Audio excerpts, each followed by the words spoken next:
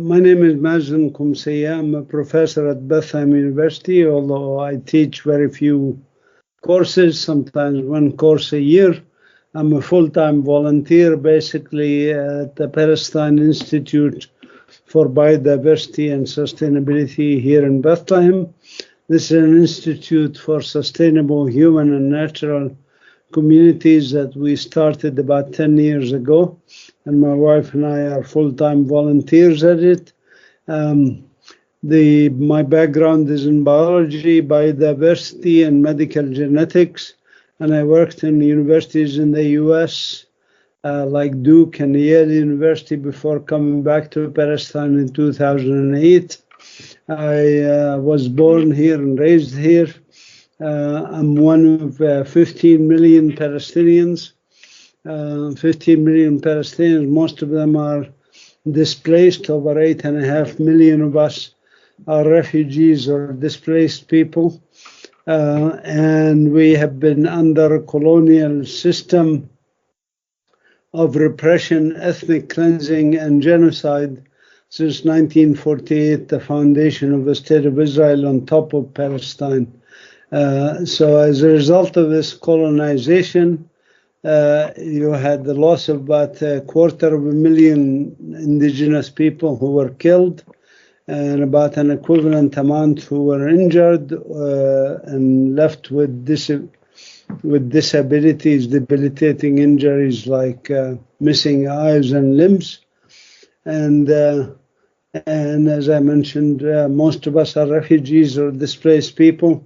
Over 1 million of us have been kidnapped and imprisoned by the colonial system, the Israeli regime. And now the focus is on Gaza. Of course, I'm not in Gaza, I'm in the West Bank. Situation in Gaza, of course, is where everybody is focused on now. And Gaza Strip is a small strip of land, about 365 square kilometers, with some 2.3 million Palestinians. 70% of them are refugees or displaced people. And those have been kicked out of their homes and lands in 1948. And the Gaza Strip is undergoing active extermination campaign, whereby people are literally being lined up and shot or shot by sniper fire, children, etc., with head wounds, direct head wounds, intentional killing, intentional bombing of civilian areas. Most of the residential buildings have been demolished, and there are still tens of thousands of people under the rubble, unaccounted for, because we don't know where they are and what's happened to them. So the situation is really horrific in the Gaza Strip. I speak to you from Bethlehem, that's in the West Bank. It's not as bad as Gaza, of course. We have our own ghettos here, the ghetto of Bethlehem, the ghetto of Ramallah, the ghetto of Nablus. These are attacked frequently. Homes are demolished. People are removed from their lands. People are arrested. Sometimes, people are attacked with pogroms from the settlers and the soldiers. Houses burned, cars burned, and even people burned. But still, that's much less than what's happening in the Gaza Strip. One thing I think would be nice to know for us people in Britain is to what extent the British are blamed by people living in Gaza and the West Bank and Palestinians generally for, obviously, it was the British mandate between World War I and World War II that handed on Palestine to the current government, the regime, the Zionists. Right.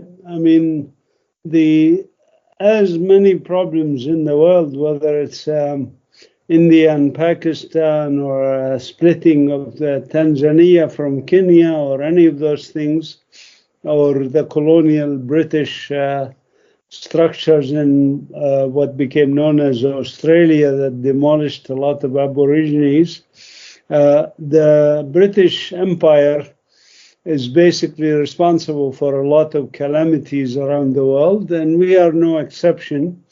It started actually in 1845 when the British government hired the services of Lieutenant Colonel George Gawler, who was in charge of colonization in Australia, and they asked him to look about making Jewish colonies in Palestine. And he produced a document about that called Jewish Colonization of Palestine as the most sensible remedy for the ills of Asiatic Turkey. And the British Empire adopted this in 1845, and they allocated money for it and proceeded, although it didn't pick up steam in the second half of the 19th century, picked up steam in the first half of the 20th century, as you pointed out with the Balfour Declaration, 1917, where the British government promised to give Jews around the world a place to colonize called Palestine. And so they put in the money in it and then got what's called the UN, not the UN, at the time it was called League of Nations. The League of Nations, that British government, with the help of the US government, twisted their arms to approve a mandate of the British government on Palestine that started in 1920. At the time, the British appointed a Zionist Jew by the name of Herbert Samuel to oversee Palestine. He was representative of the Zionist organization in Paris in 1919. So they appointed him in 1920 to oversee Palestine and oversee the implementation of the Balfour Declaration, which basically given by a government that has no rights here, no authorities here, to a non-governmental organization called the World Zionist Organization, to give them a piece of land called Palestine that doesn't belong to either of them, either the British Empire or the World Zionist Congress, World Zionist Organization. So yes, the British indeed are to blame. The governments I'm talking about, historically for 100 years, have sponsored, supported, and financed and protected this pet project called Zionism. And this pet project of Zionism that they created, the British created, this pet project is basically to transform a country that's multi-ethnic, multicultural, multi-religious, and multilingual country called Palestine, to make it the Jewish state of Israel. And I say multilingual because before 1948, we had 44 languages spoken in Palestine before the state of Israel was created. So I think you can see the culpability here, and it's still culpable because... Yeah, hang on, though, because there's a lot of people now, Jews included, saying that Zionism has got nothing to do with the Judaic religion, you know, the Torah, the Old Testament, that this is a sort of attempt to hijack the faith, rather like, say, groups like ISIS did with Islam. Indeed, Zionism has as much to do with Judaism as the Crusaders had with Christianity. The Crusaders were done for political purposes in Europe, hijacked Christianity basically to use it as a weapon, as a tool to mobilize and create colonization of Palestine in the 11th and 12th century by creating what's called the Kingdom of God and Kingdom of Jerusalem and so on, European colonies in Palestine, creating a bloodbath of indigenous people of all religions, by the way. So Crusaderism, if you want, is a similar phenomena to Zionism. They are both political phenomena that uses religion successfully, I might say, and because religion is obviously emotional and gets people enticed to think that this has somehow to do with God's promised land and protecting the religion and so on. So yes, it's a propaganda, but it's an effective propaganda and has been used in the past by all religions. I find it fascinating that, I mean, for example, here, one of the main streets, if you go down to the city centre here in Bristol, is called Baldwin Street. This is obviously a reference to the kings of Jerusalem in the Crusades, Baldwin. Yes. Yes, indeed. And people think of some of those people as heroes, as trying, quote unquote, to liberate the holy sites from those infidel Muslims. Now, my family is Christian, by the way. We happen to be Greek Orthodox Christian, which is ancient here before Catholicism and so forth. Mm-hmm.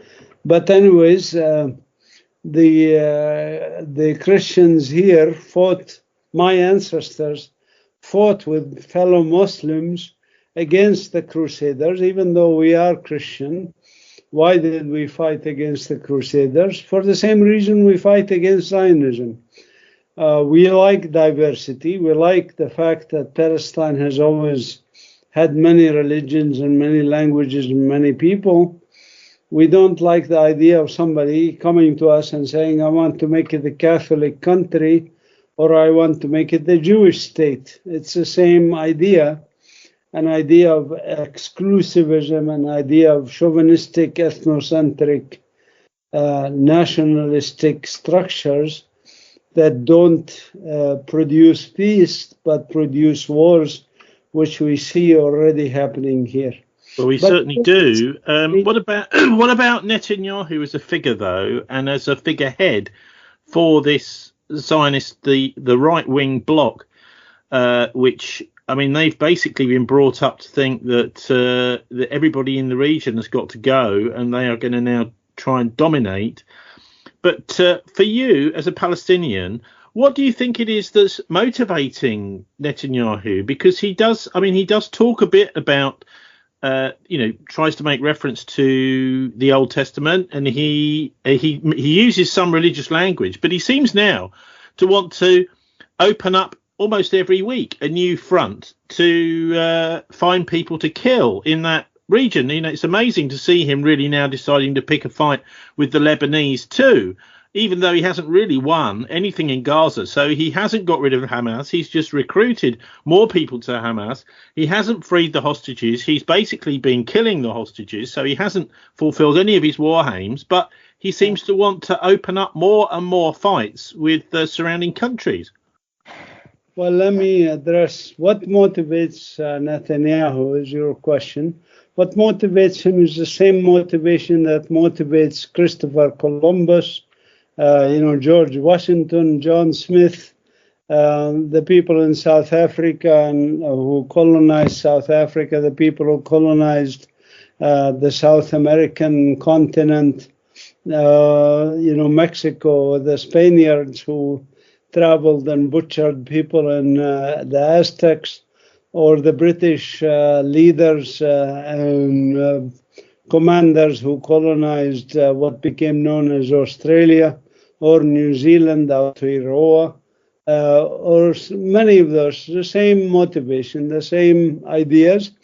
I don't want to make it personal about Netanyahu. He's one of many, many people who believe the same ideology. In fact, it represents a majority of the colonizer population. Majority of the colonizer population believes the same way.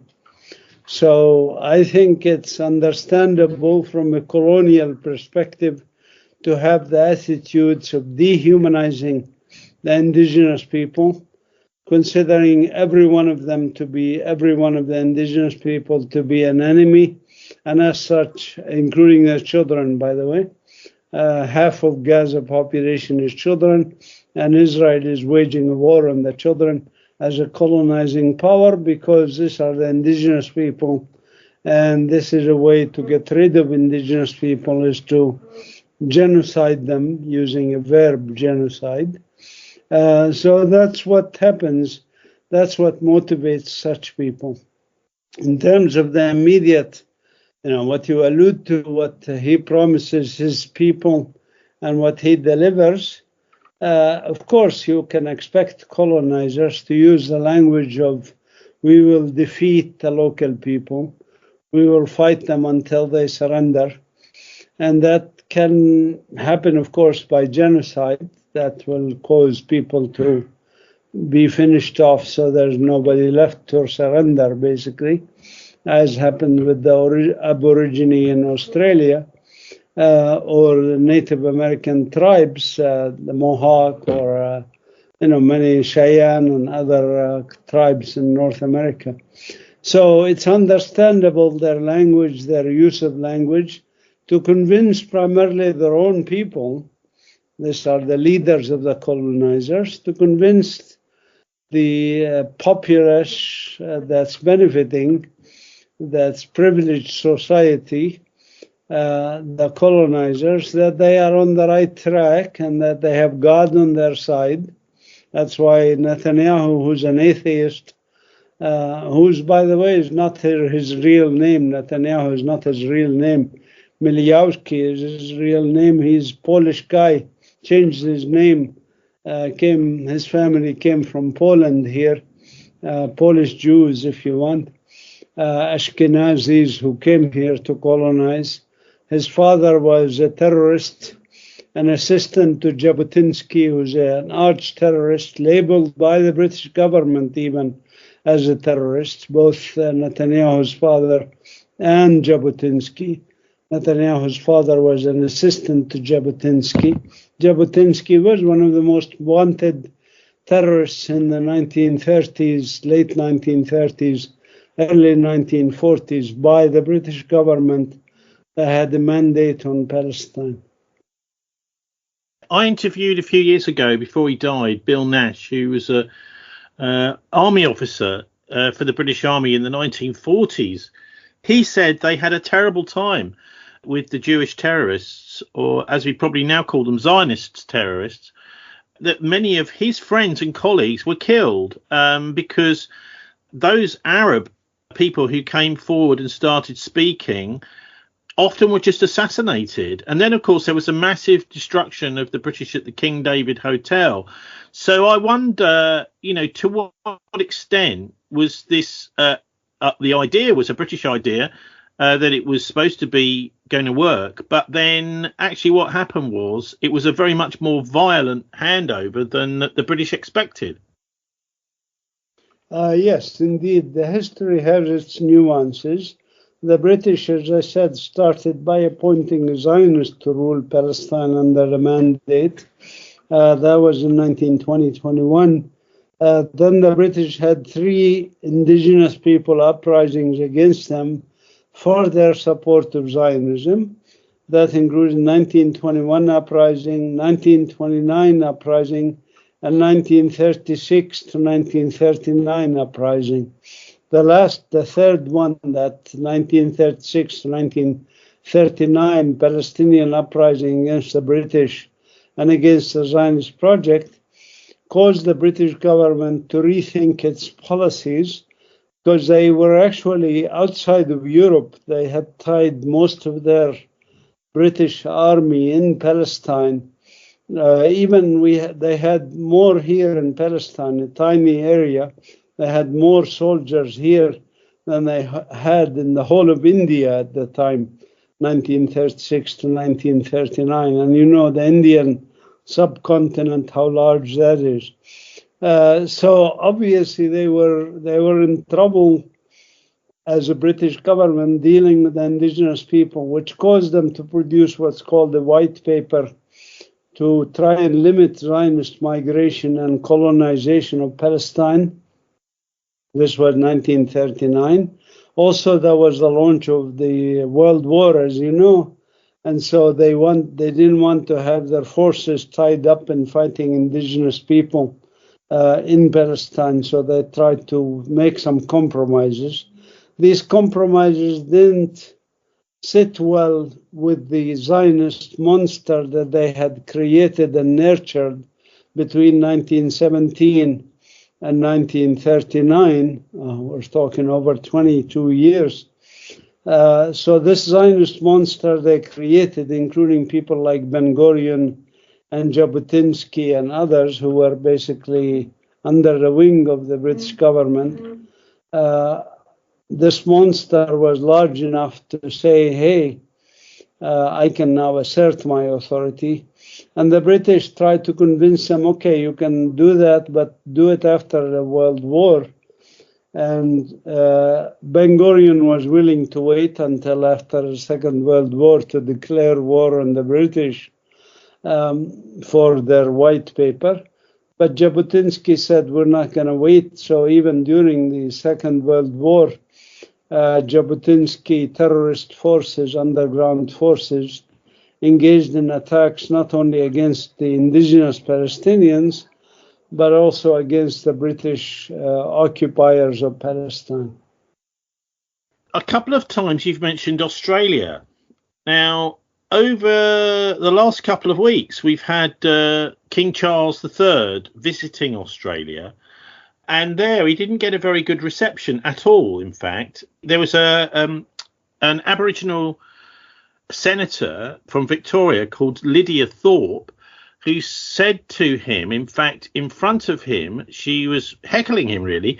She said, you committed genocide against our people. Give us our land back. Give us back what you stole to us. Our bones, our babies, our people. You destroyed our lands. Give us a treaty. We want a treaty in the country. And then she finished with the words, you are a genocidalist. And I've no doubt that Lydia was pointing also to the British support for the genocide going on now in Gaza. So I wonder, I mean, to what extent can we lay some of these problems at the British royal family's feet? Obviously, they're not people that we choose. It's a bit like Saudi Arabia here. We have a monarchy. We're not allowed to elect the person that makes all the key decisions, appoints our army chiefs, our police chiefs, even actually our cabinet is all appointed by the king. So this British royal family, I wonder what you make of them from a Palestinian perspective, and bearing in mind this absolutely disastrous trip there's just been to Australia. Yes, actually, I was in Australia and New Zealand, Aotearoa, in July. And I met Lydia Thorpe and I met many of these people. And we talked a lot about the Aborigine population in Australia and what happened to them, the genocide that occurred there. And of course, yes, the British government, which of course there was changes in the way of governance from the beginnings of the British colonization in Australia to this day. And the royal family was allowed in the British system to keep its wealth and resources and lands and so on, but to have less political power, which is now vested in an electoral parliamentary system. But nevertheless, the symbolism of it is still there, of course, and still the decisions are Her Royal Highness or His Royal King of the United Kingdom, and not only the United Kingdom, but of course the Commonwealth countries. We have to remember Australia is part of the Commonwealth, so technically, even the Australian flag has a British flag in it and so on. So it's still part of the system of hegemony and colonization that existed before and continues to exist to this day. So I fully approve with what the indigenous people reaction to the British monarchy's visit to their subcontinent, if you want. And I think there's a lot of blame to go around on the British, I must say. And so the same for Palestine, of course. And so, yes, we share this as people of the global South, the indigenous people who are devastated by Western colonization.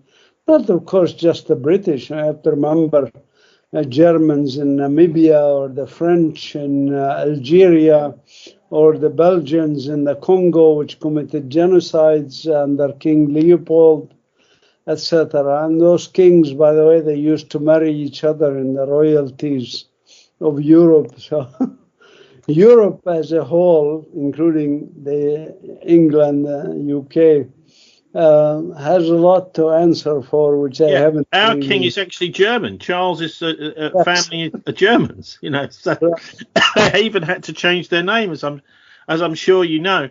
But look, interesting to see, that you've been chatting to Lydia and people like that. And be nice. I mean, obviously what's going on is a genocide. We've had today at Prime Minister's Questions this week, Keir Starmer saying he doesn't refer to it as genocide, even though he is a trained human rights lawyer.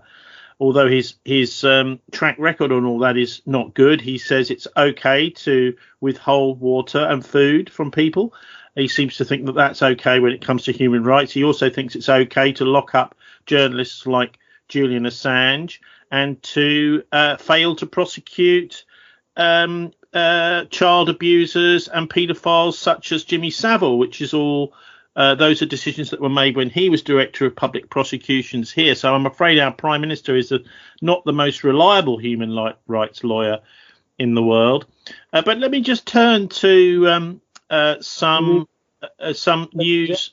Sorry? Yeah, I was going to say the least they could do is investigate and punish those who killed British citizens here in Palestine, UK citizens, like Tom Herndal, for example.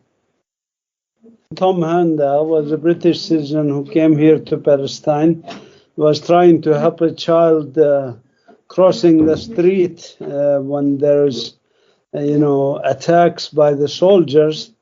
And he tried to pick up a child and he was shot in the head. And the killer is still at loose because he's an Israeli soldier, and Israel is above the law, above international law, and above British law, and above any laws. This is another aspect of it you brought up there. Fascinating, in fact, that you've got soldiers. You don't seem to have police. You seem to have soldiers doing the policing. And also, many of the Israeli soldiers seem to prefer shooting and killing women and children, journalists and medical workers rather than other soldiers. Yes, absolutely. We have a colonial system. I hate to use the word soldiers, even that is not a good. They are colonial armed thugs, basically. The Israeli army, as they call themselves, the Israeli army, is actually the largest terrorist organization in the world today, killing civilians every day. I've been reading some articles from Israeli websites talking about the Lubavitch movement, and I don't really know much about them. Although I do know that one of the Lubavitchers, they call them, these are rabbis who are particularly right-wing, and they seem to think that, well, they have their interpretation of the Torah, which is the Talmud, and a lot of people would disagree with it. But apparently back in the 12th century, there was a rabbi called Maimonides over in Egypt, and he wrote a book called The Law of Kings, where he said the Messianic king will arise in the future and restore the Davidic kingdom to its former state and original sovereignty. He will rebuild the temple and gather the dispersed of Israel. All the laws will be reinstituted in his days, as they had been aforetimes. Sacrifices will again be offered, and the sabbatical years and jubilee years will be observed fully as ordained by the Torah. So what is being written about in these in the couple of articles I've read now over the last 8 months or so is that Netanyahu actually believes that he's got to create the right conditions for the coming of the Jewish Messiah. Now, obviously, the Jews actually don't accept Jesus as the Messiah, but they've got to have a Messiah sometime, haven't they, Mazin? Well, my readings of the Jewish Torah and the Talmud, very briefly, because we don't have too much time to talk about this in detail, but very briefly, a religious Jew cannot be a Zionist unless they believe the Messiah has already come. This is per the Torah. The Torah says God dispersed you in the lands because you disobeyed his commands, and only when the Messiah comes, you will be allowed to return to the land from which you were dispersed. This is in the Torah, very clear instructions. That is why when Herzl came up with the idea, well, not came up with the idea, because as I said, the idea is a British idea from 1845.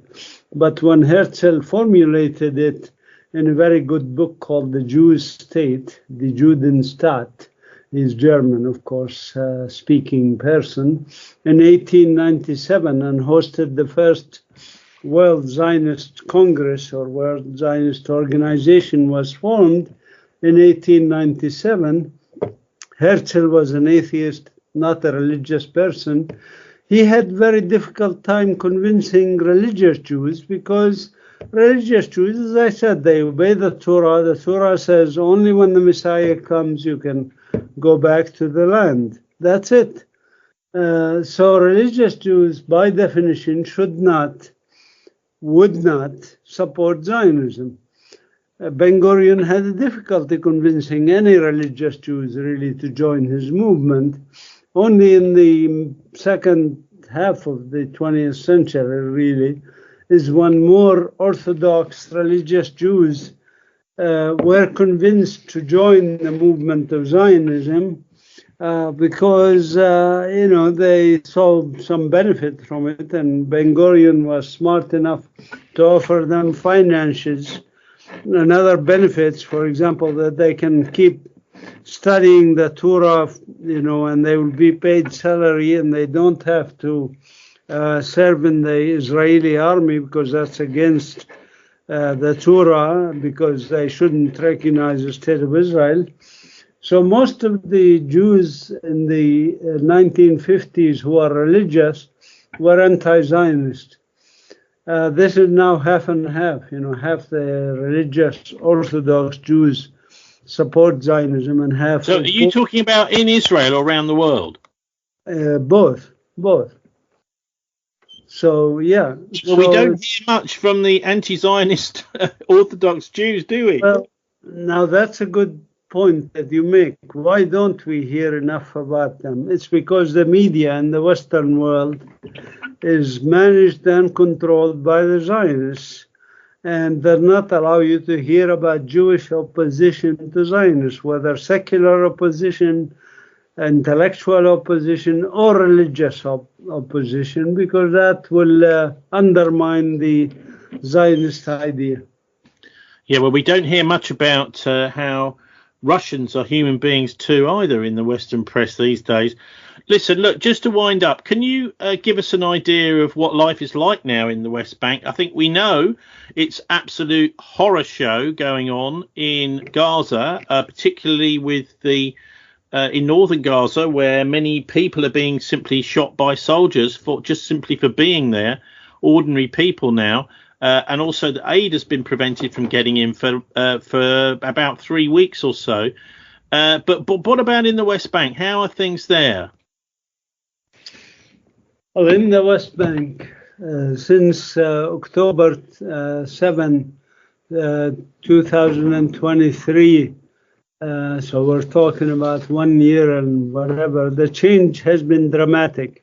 In this past year, unemployment in the West Bank went up from about 20-some% to now about 45%. In places like Bethlehem, it's worse because we're a tourist town. We used to get a lot of Christian tourists coming to the Church of Nativity. So people here are economically in bad shape. Also, Israel prevented Palestinian workers from working within the Green Line or in the Israeli settlements even. So the economy is horrific. And also since day one, since October 7, 2023, Israel blockaded our ghettos, our concentration camps. The Gaza Strip was a concentration camp before, of course, and it still is, but now is being divided into 3 concentration camps: North Gaza, Middle Gaza, and South Gaza. But in the West Bank, there were at least 12 concentration camps for us. Bethlehem was one of them. But these concentration camps or people warehouses or Bantustans or whatever you want to call them, they are places to store the unwanted indigenous people. Like Bethlehem, for example, is a place to store 270,000 Palestinians in a very small area, very crowded area. Those crowded areas, archipelago of islands, basically, in the West Bank were disconnected from each other, although we were able to travel between them before October 2023. Now the blockade on them has increased and it has become very, very difficult to move between one place or another. So I could go on, of course, on the attacks. The Israeli army comes into our towns and villages and refugee camps, arresting people, kidnapping people, I should say, not arresting, because that implies some sort of legality. They're kidnapping civilians, and they are torturing them in jail, and people are being killed in jail even. So far, over 50 people. 1 minute. What about the basics? Like, simply going out, I don't know, maybe buying milk and food, this sort of thing. Do you have cafes open, that kind of thing around where you are? Well, the Bethlehem area, as I mentioned, was devastated because we are a tourist town. So most hotels, many restaurants are closed. Essentially, all hotels are closed, actually. And many of or most of the restaurants have suffered significantly. And the lack of economy, of course, doesn't allow people to have ability to go to restaurants because they don't have income. So a lot of people are unemployed. A lot of people are hungry. So they have to rely on some charity and things like that. But, as you said earlier, and as I said also, that Gaza is certainly much, much worse. So we still feel a little more blessed than Gaza. Now the war is spreading into Lebanon, and it's coming to the West Bank. I'm sure it's already started in the north, in Nablus and Jenin and Tulkarem, where the Israeli army is destroying infrastructure, destroying houses, destroying water and sewage systems. So it's coming to the West Bank as it's coming to Lebanon, because Israel is not a project about Palestine. Israel is a Zionist project about controlling the whole Middle East from the Euphrates to the Nile. And that's what their original intent is, and now it's being executed.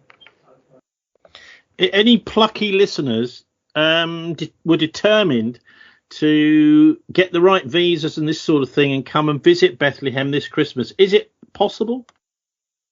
Yes, you are welcome to come. Bethlehem is probably safer than most other cities in Palestine, most other areas in Palestine. So we welcome visitors. We have international visitors.